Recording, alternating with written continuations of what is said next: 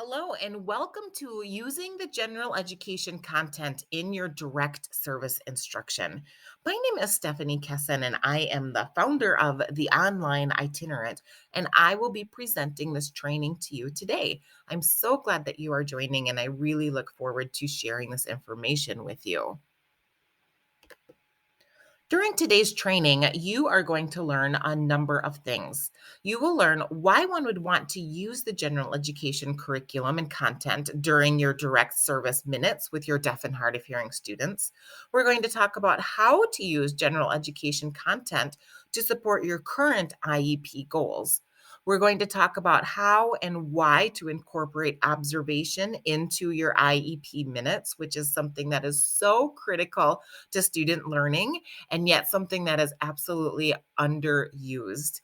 And then we're going to talk about how to redesign push-in instruction to support your services. So, before we go any further, let me just take a minute to introduce myself to you. First of all, just know that I come to you as a colleague in the field of deaf education. I have been working with deaf and hard of hearing students for over 25 years. And by trade, I am a trained teacher for the deaf and hard of hearing. Like many of you, I started my career I started my career at a residential school for the deaf for the deaf. And then I transitioned to a self-contained program. And then eventually I transitioned into the role of an itinerant teacher. Now, I became an itinerant teacher, not by choice, but because the landscape was changing so rapidly in the field of deaf education. And my students were now back in their home schools and they needed itinerant services.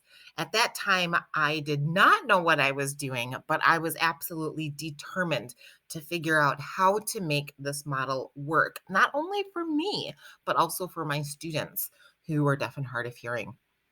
In 2005, I became an education specialist for students who are deaf and hard of hearing. And we're going to talk more about this. But at this time, I was servicing teachers who worked with students across the state of Wisconsin. And we would work on a referral basis, come in and work with teachers on how to better meet the needs of a specific student. And it was at this time that I was absolutely determined to figure out how to make the itinerant model a successful model for teachers and for students. Because as an itinerant teacher, I completely recognize the challenge of the humongous caseload, the vast array of needs, and just the challenge in supporting students in their general education classroom. In 2017, I founded the online itinerant. And my whole goal with founding this website was to be able to support teachers, especially itinerant teachers, because that is the majority of professionals in deaf education. And it is also, I feel, the the most challenging role when it comes to teaching deaf students. So, the whole purpose of the online itinerant was to be able to provide on demand trainings and tools and curriculum and community and support for itinerant teachers because I recognize that is the challenge and that is what is lacking out in the field. So, not only have I been a teacher across these different landscapes, but I've also been an interpreter, not only a classroom interpreter, but also a community interpreter. So, the fantastic thing about each one of these roles that I have served is it has given me the chance to work with deaf adults and deaf students of all phases of their life and education. And it has given me the opportunity to recognize what their needs are and what needs are coming, what needs to be met before they transition to the next phase of their life. And this information has had a profound impact on my approach to teaching and working with students who are deaf and hard of hearing. I kind of take it as my personal mission to make itinerant teaching doable and successful for both the teacher and the student. Because not only is it a challenge for you as the professional, but it's also tough for a student to be in the general education classroom for the majority of their day and not really have the support there, the support staff there who truly recognizes the impact that their hearing loss has on them in the classroom and out. Now, before we go any further, let me just give you a picture of the student that I am referencing during this training. So, this training is really a perfect training and perfect support for the student that you have who spends the majority or at least much of their time in the general education classroom. However, their hearing loss really does impact their how things are going for them. So maybe a student who is kind of floating through but not thriving, has some challenges, maybe is behind in reading, it maybe socially struggles, and but yet most of their time is in the general education classroom. It is also perfect for students who's using sign interpreter, who has an interpreter or who uses sign, but who spends much of their time in the general education classroom, but their hearing loss still presents to them significant needs within their education. So, for this audience of students, why use the classroom content in your direct services? Well, doing this allows you to target the language that students are also hearing or learning about in the classroom. This increased input and exposure will support their academic learning, and it supports this learning instead of pulling them away from it. Now, one thing that we know is that the more a student is pulled out of the general education classroom, the further behind the content they get. Now, of course, this makes total sense that the more you pull a student out, then the more behind they're going to get. But in special education, this is typically the format. How it works is the student gets pulled out into special education and they are maybe taught the general education curriculum, but it's at a slower pace. Meanwhile, their peers are making faster progress and moving on, and the special education student is outside of the classroom and missing this. So, this is one reason why there's such a push these days for students to remain inside of their general education classroom. However, we know that students who are deaf and hard of hearing desperately need that quiet, direct instruction from a teacher for the deaf and hard of hearing or another professional who works with deaf students, because this allows them to identify those language gaps that students have, build the scaffolding to support that language, and then provide instruction in a quiet environment free of auditory and visual noise, which so often distracts and impacts our students. So, that being said, this approach is really kind of a bridge between leaving students in the classroom, but yet providing that direct instruction in a quiet environment and being able to target and hone in on their needs. The other great benefit to this approach is that there is no need to get a special curriculum for your goals. In working with other deaf and hard of hearing teachers around the nation, I so often come in contact with people who say, I need a curricula. I need materials to work on, especially skills such as auditory processing, auditory memory, um, word discrimination, vocabulary. And with this approach, you don't need to buy any special materials or special curriculums. You can actually use your classroom content as your curricula to be able to meet your goals and work with IEP goals with your student. Now, let me just take a minute to tell you about how I got to where I am now. How did I get here? Because this was not always my approach to teaching, and it actually was part of my process of how can I do this itinerant teaching thing well to be successful and help my students be more successful, since I'm hardly with them and they spend much of their time, the majority of their time in the general education classroom. How can I make this whole thing better? This was my mission, and this is how I got here. So journey with me for a minute back to the year 2005. At this time, I was working as an education specialist for the outreach program for the state of Wisconsin. And we would work on a referral basis, which means that there would be a student that there was some kind of question on the table, some kind of question about how the school could do better, or what could they do next. And based on this referral, I would go in with a colleague and we would actually get to spend 2 full days with a student. This was absolutely amazing because it allowed us to see an individual student in all contexts of their day. It allowed me to be able to have this bird's eye view and this outside perspective. And being able to do this gave me an opportunity to see something that nobody else saw in their day. And this was how they functioned throughout their day in all environments. And the things that were observed from this opportunity was really impactful. And it really was a privilege to get to be able to do this. And I always like to say, if you've got a third party who can come in and spend a full day and observing a student, or if you could even do that, the information that you gather from how they function in different environments with different teachers, different times of the day, it's really, really profound.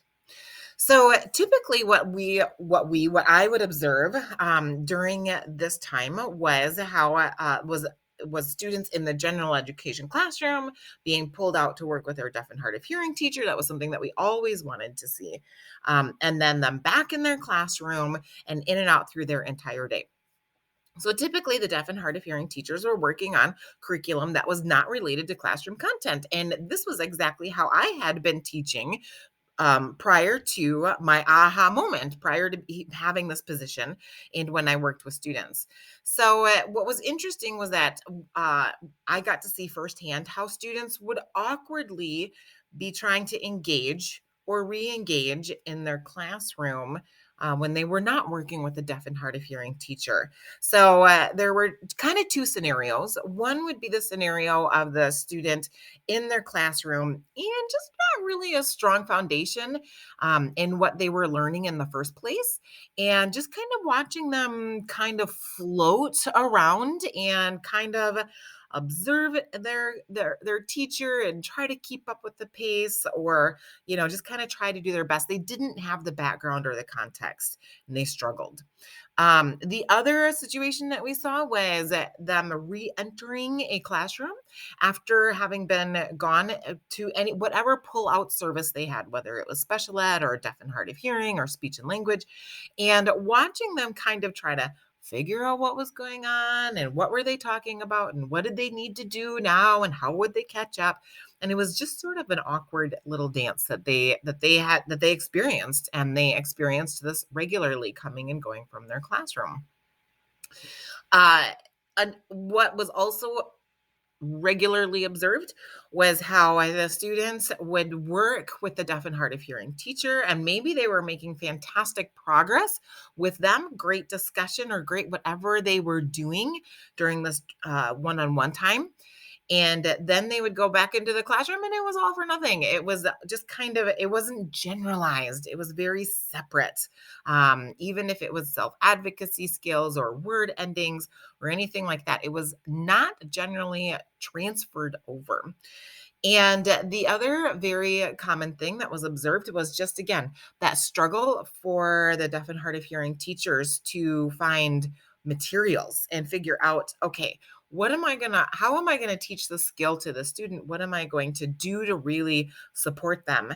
And just kind of that big question of, where do I go next? What do I use now? Um, So this was something that was generally observed for the students that we were had a referral on, and it was a very common recommendation to say, "Hey, uh, let's do some pre-teaching. Let's pre-teach." We would recommend for teachers to pre-teach content and vocabulary, and that was something that was not a new concept for people, but oftentimes I would kind of get that glazed look that said, "Ugh, when when am I going to be able to fit this into my time with the student? This is a separate thing and I really just don't have time." So I'm wondering if any of you listening to this can resonate with this whole challenge, because I know that I did. As I was working with teachers and making this recommendation, I was personally struggling because I knew the struggle of time and the challenge of working with teachers and getting materials and pre-teaching and building it all in. It was overwhelming, to say the least. So, recognizing the great value in this observation and being able to see how students would engage or not engage in their classroom and how they would generalize or not generalize what was being taught, I started really working with teachers on not only the concept of pre teaching, but kind of how to use, and I not and I would call it pre-teaching, but it's actually pre-teaching plus. It's actually just using the classroom content on your IEP goals, which ends up being pre-teaching. But I started talking with them about how could you do that, and then how could that observation that I got to experience be built into the deaf and hard of hearing teachers role, and how could they embed that into their time with the student. So, and then being able to take that observation and the information that was seen during that observation, bring that back into the teaching again. So, kind of this rinse and repeat cycle, I like to say. So, I started talking with teachers about this, and I actually started working very closely with a specific teacher who was really, really open to trying this. And we kind of did a little bit of an experiment. So we said, all right, let's try this and let's work together and let's see how is it going to impact your student. So she chose a student to try this with, and we worked together to implement this and see how it would go. And this was our student that we worked with. JH is his initials. And just to give you a little bit of background about Jay, he had a moderate hearing loss, used hearing aids and an FM, but the FM system was often not being used properly. And this particular student was not a great self advocate. He was getting by, kind of floating through a little bit. By the way, he was a fourth grader. He was behind in reading, like a couple, like 2 years, a year, 2 years behind in reading. His writing and spelling was awful and he hated it. It was such a painful activity for him to do anytime he had to write anything. Now, the DHH teacher had specific goals that she was working on with him. She was working on word discrimination, word endings and grammar, and language comprehension. So these were, being able to answer questions from a text, answer WH questions, and build those skills. So those were the skills that she was working on. And also, I should mention self advocacy, a lot of self advocacy goals in there as well. So this was the student that we decided to embed this practice in and to see how would it go for him inside the classroom if this was what was being worked on during deaf and hard of hearing time, which, by the way, it was twice a week. Okay, twice a week. So this is how this worked. So the deaf and hard of hearing teacher first collaborated with the general education teacher, said, all right, I would like to really hone in on what you're doing in the classroom. What area, what subject would be the most helpful and would have the greatest impact? So then the teacher said, actually, the reading and the literacy would be really, really great for you to hone in on. So then the DHH teacher, spent some time observing the class. And what did this literacy and reading look like for students? She saw how the teacher taught a section, then how the students went to stations and they did their like five, stations or whatever. And during this observation, she informally assessed the student, how he was keeping up, what he was doing, was he independent, where did he need his help, um, how was the noise, all of this. So just kind of like took it all in, so observed. Then she decided what materials she was going to use, and it ended up being like the classroom textbook that she used. And she used that textbook. That was the content that she used for all of her IEP goals that she was working on. So that was the content. She worked on that. Then the student would re enter the classroom. And then she would continue to have the conversation with the teacher. Okay, what are we working on next week? Then when she could, she would observe, she would use those materials, and then that cycle went. Now, she didn't necessarily observe every single time, right? We're going to talk about that coming up. But basically, it was the collaboration, identifying the content, having a sense of what this looks like in the classroom, getting the content, the materials, using that, and then having the student re-enter the classroom. So we worked together for a month on this to see what was the impact going to be. And sure enough, this whole process created significant results for the student. First of all, there was much better collaboration with the teachers. And part of that was because the DHH teacher was inside the classroom more often. And there was that conversation. The student had more confidence when he re-entered the classroom and then during the instruction, because he kind of knew what was coming and he had more confidence about what he was hearing for the first time. Skills appeared to generalize. So as she was working with him with this content one-on-one, then he came back into the classroom and the skills absolutely transferred over.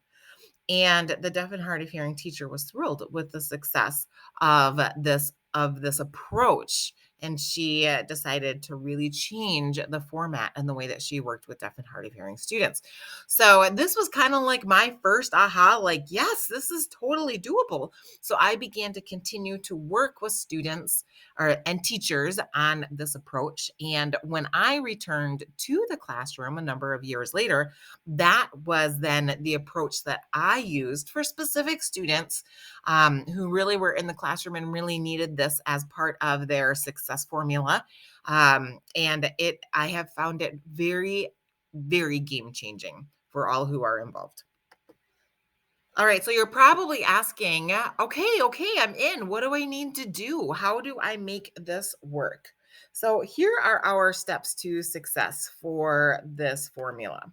So step one is you want to collaborate with your teacher on the best content to support your goals. So have this conversation with your teacher about, all right, where's the student struggling and where do you feel like would be the biggest bang for instruction? Oftentimes it is literacy, sometimes spelling, sometimes, and if for older students, you can actually ask them what content would support them the best. Are there certain classes that is just more challenging? Maybe it is the math, maybe it is the science, maybe it is government. So that is for older students, but you want to collaborate and identify the best content, the most that is going to be able to support the student. Then you want to be able to observe. And I am including an observation tool called the Observation Tool for Mainstream Education, but you don't have to use that tool. You want to be able to observe in the classroom and see the student in action. How are they doing? Are they generalizing? What is what is the teacher like in action? Is this a noisy classroom? Is the student self-advocating? Are there certain scenarios that certain times that the student is working in groups? Does the teacher walk around the classroom. Is she fast? Does she have visuals? Like, just kind of, you need like the big picture of how the student lives when they are inside of the classroom. Then you want to be able to identify your targets to focus on and get your materials. So identify, all right, we're going to work on our auditory training. Perhaps it's articulation or language, vocabulary, tenses, plurals, word endings, auditory comprehension or auditory processing.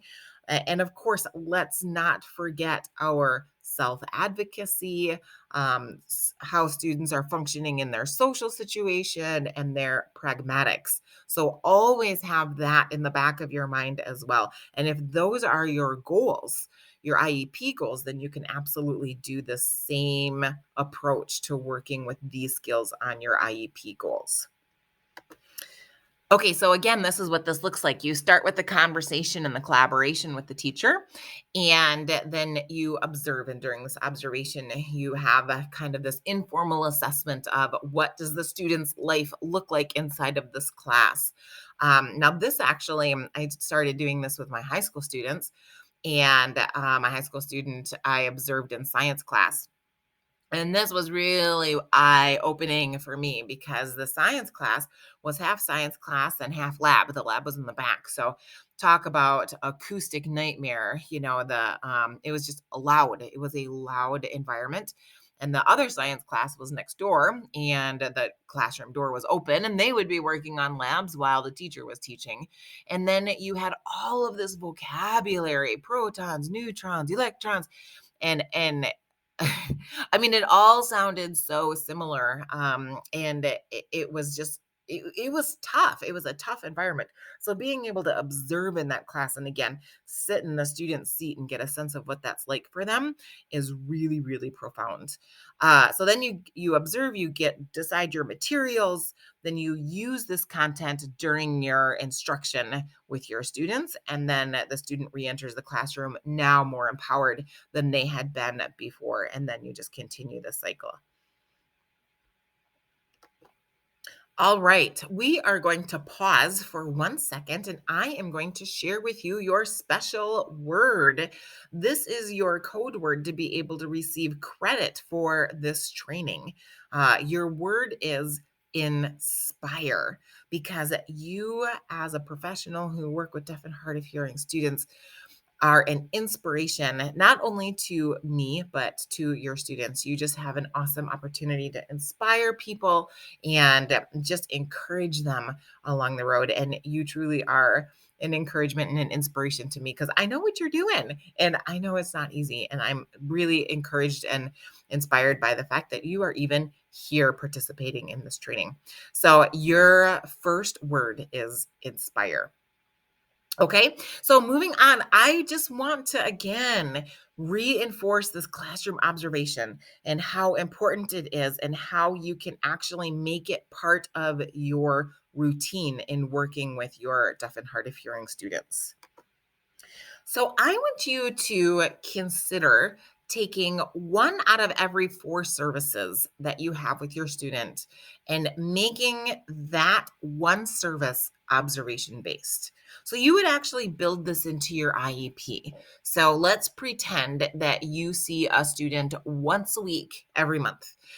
So on your IEP, instead of saying once a week, you would say 3 times a month would be your direct service instruction, and then your push in or your observation, and we're going to talk about how those two can be embedded together, would be 1 time a month. Or again, if you see a student 3 times a week, then you would modify that, and you would add that in. So consider about approximately 25% of your services to be observation based, either through a push in service, which we'll talk about soon, or just strictly through observation.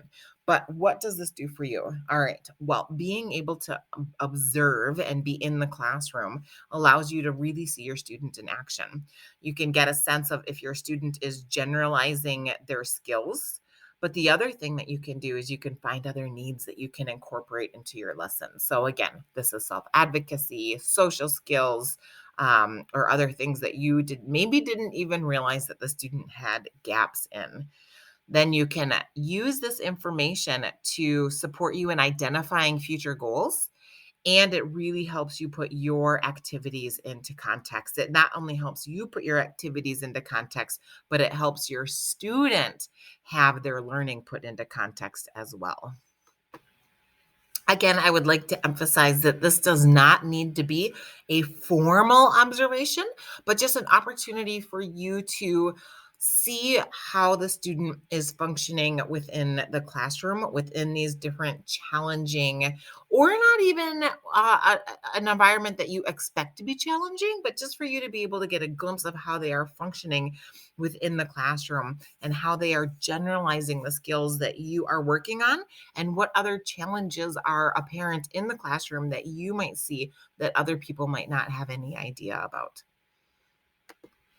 So then, after you have observed in the classroom this initial time, then you want to identify, okay, this is what I'm going to do. This is the context. This is the vocabulary. This is the curriculum that I am going to pour into a little bit.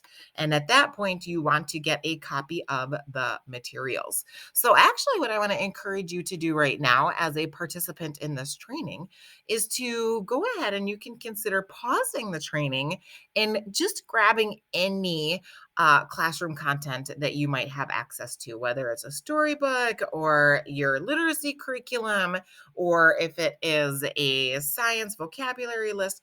Even if you're not in a location that you can grab something from your students, go ahead and find some type of academic materials that you can kind of use as a practice as we continue to go through this training. So go ahead and pause this and do that, and then come on back. So if you pause this, welcome back. Hopefully you've got some type of materials that you can practice for the rest of this training. But again, our process here is to observe in the classroom, be able to hone in on what content you want to work on, request a copy of the materials that you would like to embed into your IEP goals. So here is an example of my favorite direct instruction tasks that I use to embed into the content that is taught in the general education curriculum. So I really love to use any speech perception goals: discrimination, identification, which is naming, repeating what you heard, comprehension. This is in that speech perception bubble.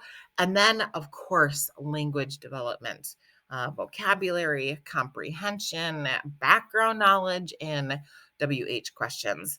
And of course, all of this supports literacy. So if you have anybody who happens to wonder, what are you doing? Why are you pulling out the student? I need to have them in the classroom. You can absolutely justify this as supporting their literacy needs and their literacy development. And it will have an absolute profound impact.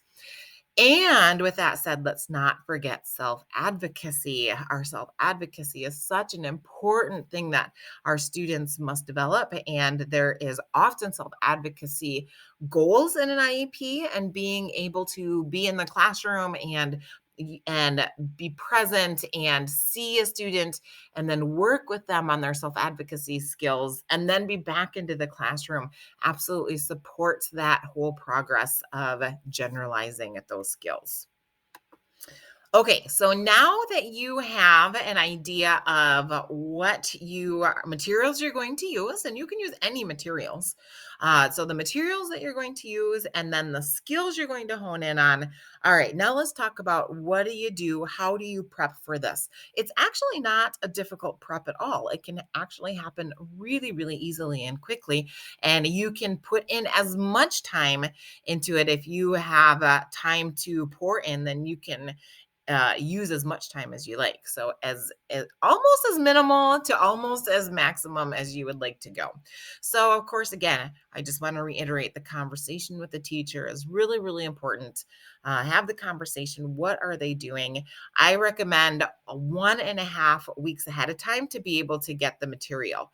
So this is why you want to actually start working on the lesson 1 week in advance of your students having learning it in the classroom. So that is ideal. So then if you get the information a week and a half ahead of time, then it gives you a couple days just to get your copies made and prep for it. So then once you get the copies made, so okay, you get your materials, then you want to make sure that you get copies of pictures or text for activities. So for example, right now, I am working with a 4-year-old kindergarten, and in their class, they are going through, surprise, surprise, letters and phonics. So I am currently talking to the teacher, not about what they're going to be working on next week, but what they're actually going to be working on a week ahead. Now, once you start this routine, by the way, it gets really easy because you're probably going to stick to the same subject, the same topic, and you're just going to move along the curriculum with the teacher. So the student is going to be working on the letter G and the g, g, g sound. So I find out what is the workbook pictures that they're going to have. What are the workbook strategies? What are they going to be? So any songs or anything like that? What book are they going to be reading? And I know it's not for this next coming up week, which would be just in a couple days, but it's the week after that.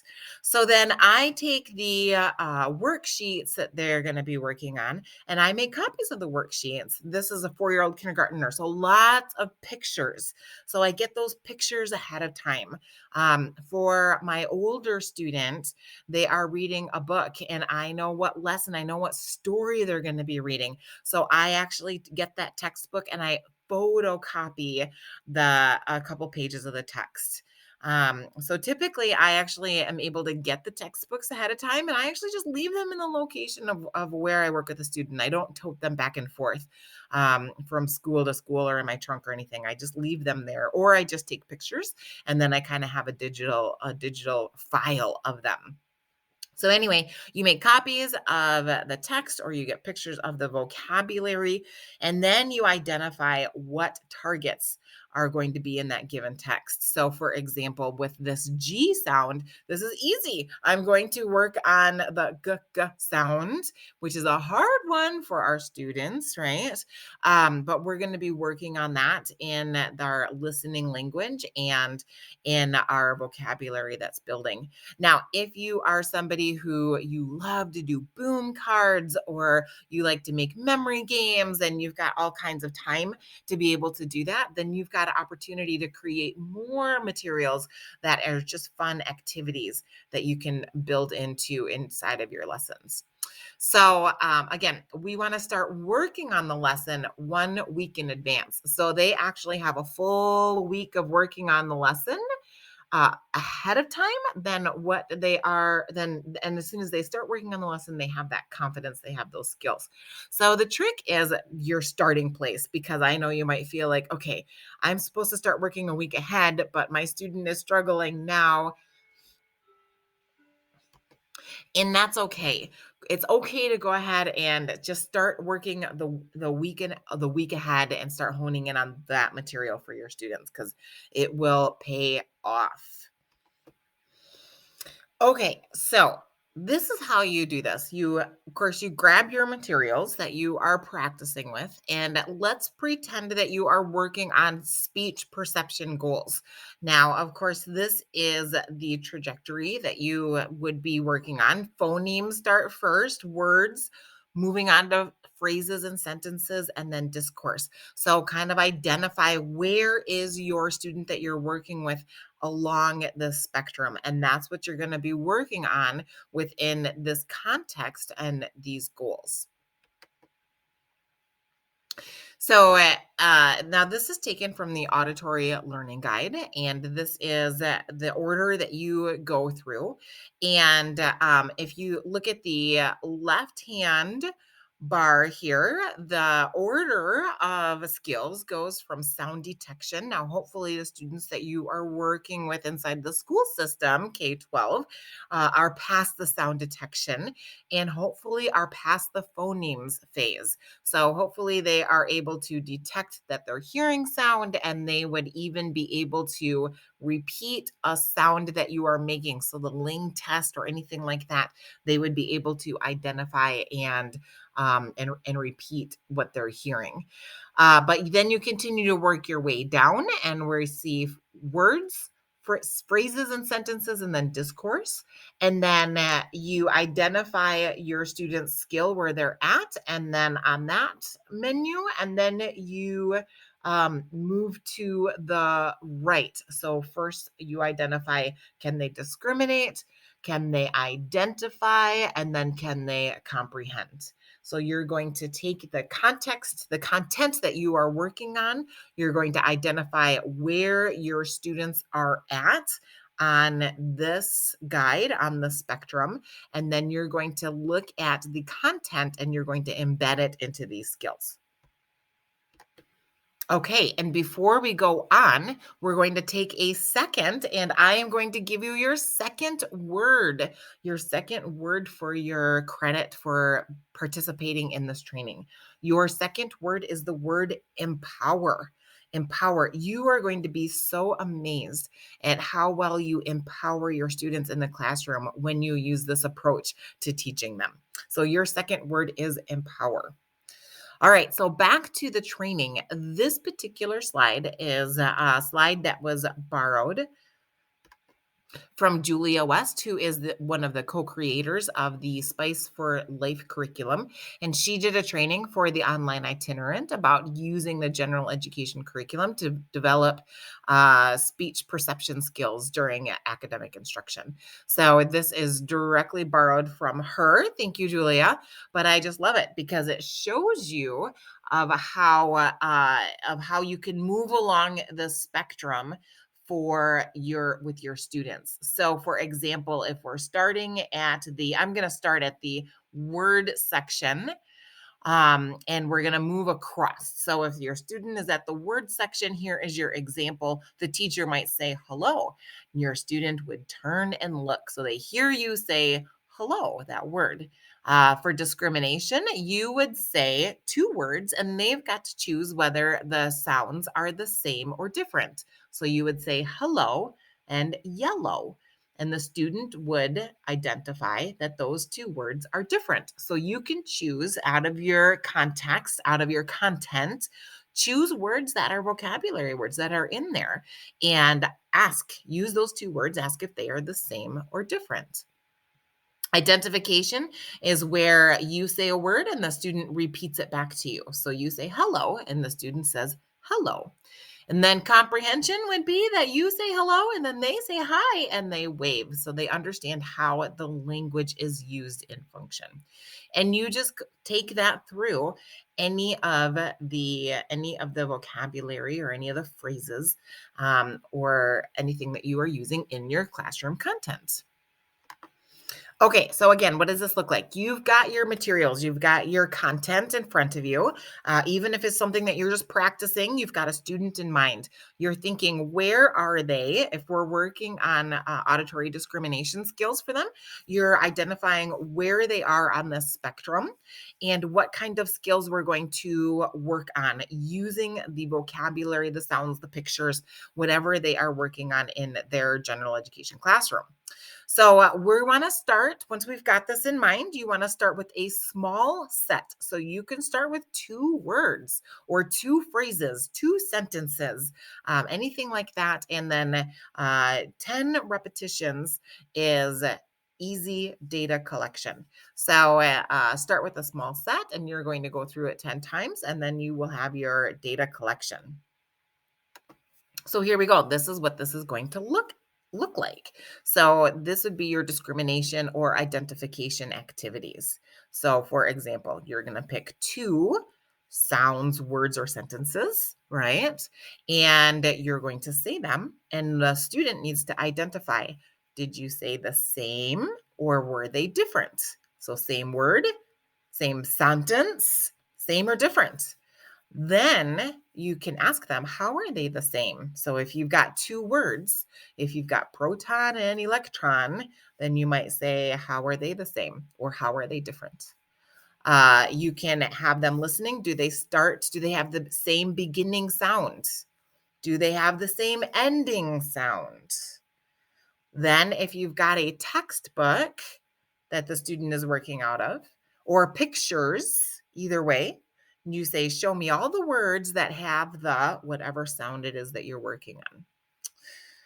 If you, again, working our way down the spectrum here, you could say point to the, and you would have the sound, the word, or the sentence. So if you've got the textbook, or you've got a copy of a paragraph that they're working on, or you're doing brown bear, right? Point to the sound or the word or the sentence. Then you can have them repeat the sound, the word or the sentence, whichever one you're working on. And then once we get to that discourse or that comprehension part, then we're saying something more along the lines of, tell me the opposite of. Okay, so tell me the opposite of sister. Tell me the opposite of whatever. Now, the discourse level is a really fun level because this is where you're really just getting that conversation and that comprehension. So you could say a sentence and then you could have your students summarize or pull out key details. You could give that sentence and ask your student if they agree or disagree and tell you why. This is your opportunity to really hone in on that key vocabulary and ask those WH questions. So this is really fun to do this within that literacy, that story level. If the thing that you are really building into is the calendar and building those skills of calendar and conversation, you might say, next month is Halloween. And really build that, see if your student agrees and kind of have that conversation or anything like that. So this is really easy to embed those IEP goals into this level of skills. So again, this is what that would look like on that spectrum. We're talking about discourse, which is conversation, and really at that comprehension level. So now I want to talk to you about what we call auditory discourse tracking. Now, this is truly an auditory building skill. Now, you can also do it with signing students. It looks different, but it is a really great skill to build. This particular, and I'm gonna hone in on the auditory component of it. This is fantastic for students who buck the FM system. This is a really great exercise in listening and recognizing how that FM system supports students. It is also a really great exercise in students that you are building auditory memory and kind of working on some of those processing skills. So, what is auditory discourse tracking? Well, it is the repetition verbatim of what a student hears. So a student must repeat every single morpheme of what they hear. So that is these word endings. It is these small words. It is the difference, the discrimination between words. And you have an opportunity to the process of it has you correct an error either once or twice, and then you move on from it. So you're not going to hone in on, you're not going to drill anything, really kill and drill like crazy. It's a pretty fast moving process. Again, really good for students who kind of buck the FM system, because the FM system is really going to support them in this, and it's going to help them really recognize how the FM system supports them. So again, I'm hoping you have a text that you would be utilizing with a student, and this is perfect for you to look at. If you don't have one, feel free to pause the video and go grab one and kind of get a sense of what this would look like. So this is how this works. You begin with longer segments of sentences, and then a student then repeats that whole sentence verbatim back to you. Now, if they have any errors in that, then you shorten the segments or you analyze the phrase or the word or the phoneme. So, for example, I had a text that I was reading with a student, and this would be my sentence. After a football game in the fall of 1959, I left the bleachers with my girlfriend. And my student repeated back to me, after a football game, I left the bleacher with my girlfriend. So then I would go back and I would repeat, after a football game in the fall of 1959, I left the bleachers with my girlfriend. So I would repeat that and emphasize the things that they missed. If they missed it twice, then I would just move on. This particular student didn't. They were able to correct their mistakes quite easily. So within this auditory discourse tracking, the intervention strategies is just kind of what I showed you. You would have the students repeat what you read or what you said. You can adjust the pace. You can shorten what you're looking for, isolate words, give that acoustic highlighting, or give a verbal cue. But you want to work on them being able to repeat verbatim what you're saying, and you want to keep track of errors so that you can get a percent of how they do, and then you can graph the results. So this is one reason why you want to make a copy of the text ahead of time. And students love to see how they do. They love to see those results graphed for them. And it really kind of gets their teeth in the game a little bit. They really enjoy being able to see their progress. So this is a really important skill for students to be able to have and be able to accelerate in when they are when they have the general education curriculum. So some of the benefits of being able to do this is that you are able to show progress of how a student is listening and how they're able to pick up on what they're hearing. It calls attention to underemphasized words and morphemes.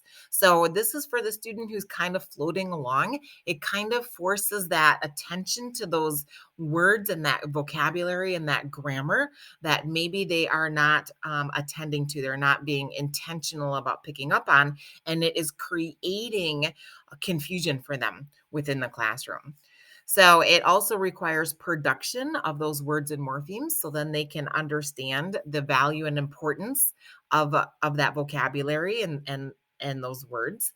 And it also not only supports the spoken language, it also supports the written language because your students increase their confidence and their comfort level in dealing with the curriculum and the language that is being used within it. A quick thing that auditory discourse tracking is not, and some no-nos, you want to do this just as a quick listening exercise. So you don't want to go longer than 4 minutes because it is very intense. So 4 minutes tops, and we are not asking comprehension questions. It's not a comprehension activity. It is strictly a listening activity and making sure that the students can attend auditorily to this discourse and they're able to track it within their environment. So I spent a little bit extra time on this auditory discourse and those skills and the goals of speech perception. I want to talk a little bit about developing language goals because oftentimes we've got language goals with our students and we are using totally different curriculum and information to be able to build these goals. And I just want to encourage you to use the general education curriculum on this language development. And you can do all of this, of course, through any of those materials. So you can build vocabulary, you can retell, you can work on sequencing, facts and details, categorization, analysis, main idea, comprehension, and WH questions. You can embed all of those language development goals, which as teachers for the deaf and hard of hearing, oftentimes is just absolutely our passion and what we love to dig into. It's just you're just using different content. You're using that general education classroom content to be able to build those goals. Okay, so we have talked about how you can collaborate with a general education teacher, observe in the classroom, grab materials, and then utilize those materials for your goals, your IEP goals in working with your students. So, what I would really like to spend a little bit of time now as we wrap up this training is the concept of push in services. And I would like to go back to my story about in 2005 when I had the opportunity to observe students in the classroom across all of their educational contexts and work with teachers around the state and just support them. And one of the things that was really interesting to see was the pushing in of services and how that dance was just an awkward dance. Schools really wanted teachers to push in, so the teachers would sit next to the student and would kind of be there to kind of help them around with the general ed curriculum, but they weren't really a tutor, but they didn't really know what to do. And it was just, and the student kind of wondered why that teacher was sitting next to them, and the other students wondered why the teacher was sitting next to them. And it was just sort of like this awkward thing for everybody. The general education teacher wasn't exactly sure what to do with that, with a deaf and hard of hearing teacher. Again, it was just sort of strange. It just felt awkward. And then one day we saw the most beautiful model of push-in services. And it was something that resonated and impacted me so much that it has changed the way that I work with students. And I love to push in using this approach. So, this was a student who required push-in services. The teacher would come in, the deaf and hard of hearing teacher would come in, and she would observe. And she, of course, collaborated really closely with the teacher. And she actually said to the teacher, "Hey, um, why don't I do a center? Why don't I do a group? And I can support my student in your lesson, but I'll also support other students who need it." And the teacher and her worked together with this, and she actually did a station. So the teacher taught a concept, taught the content, and then the students had a worksheet that they needed to do. And then the deaf and hard of hearing teacher, doing her push in services and redefining them, said to the class, "Anybody who needs a leg up on this activity, come to the table and work with me." And the deaf and hard of hearing student stood up, and so did about five of her classmates. And they all made their way over and they worked with the deaf and hard of hearing teacher on this.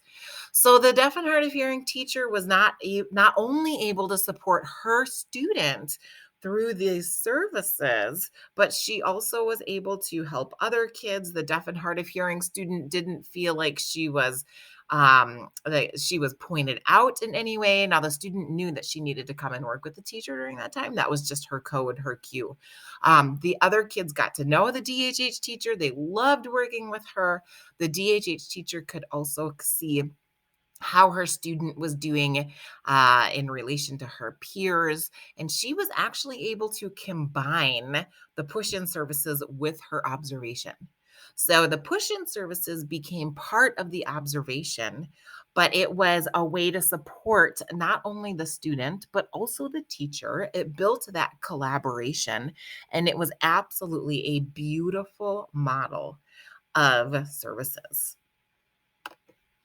So during these push-in services, instead of it being just a one-on-one for the deaf and hard of hearing student, this teacher was able to offer a leg up for all the students who needed help, including hers, including the deaf and hard of hearing student. So what we saw was that this reduced the stigma for the students, and it also eliminated the awkwardness of sitting next to one student. Again, it gives you a comparison of what it's of how that student is doing and working with peers, and it creates a really beautiful collaborative relationship with that general education teacher. So I like to try to do this like every other week with my teachers, and it counts as my push-in services with my DHH student. And it's really fun. The kids, the hearing students love to see me come into the classroom. My deaf and hard of hearing student doesn't have any stigma when she leaves the classroom and works with me. And I've got a beautiful collaborative working relationship with my teachers that I work with. All right. Well, that wraps us up for this training. I hope that you have gotten 3 take homes. So my 3 take homes, my summary of our training today is that you can utilize the general education content to work on IEP goals. And this supports your student in the classroom while they're getting their pull-out services. So this reduces the need for additional curriculum for you, and it supports the collaborative relationship with your general education teacher. In addition, I would like to add the bullet points. It adds confidence for your student entering and inside of their classroom, and it produces the opportunity for them to generalize the skills that you are working with them one-on-one, and it gives them the opportunity to generalize those skills into the classroom. The second take home I just really want to hammer in is to build observation into your routine, whatever that looks like. And you want to build it into your IEP so that you're not adding something additional that you're trying to squeeze in and find time for. It is built into your services with your students. And you can build those in. You can even build that in as push-in services. And I want to encourage you to consider redesigning those push-in services to support your student. So those are our 3 take homes. You can utilize general education content for your IEP goals, build observation into your routine, and consider redesigning those push-in services to support all of that, your IEP goals that you're working on, and building into that observation into your routine. I do have 2 resources I would like to share with you for this training. One is that auditory learning guide that we talked about, and the other is the observation tool for mainstream education. These are the links, but I will also make sure that you have access to the handouts from the training. And with that, thank you so much for participating in this training today. I strongly encourage you to give this a try and try it with one student, see how it goes, and then gradually embed it into your practice with your other students. I guarantee you it will have strong impact on them, and it will have strong impact on you and your teaching and how you can utilize what you're working on with your student and how they can generalize it into the general education curriculum. Thank you so much for joining today.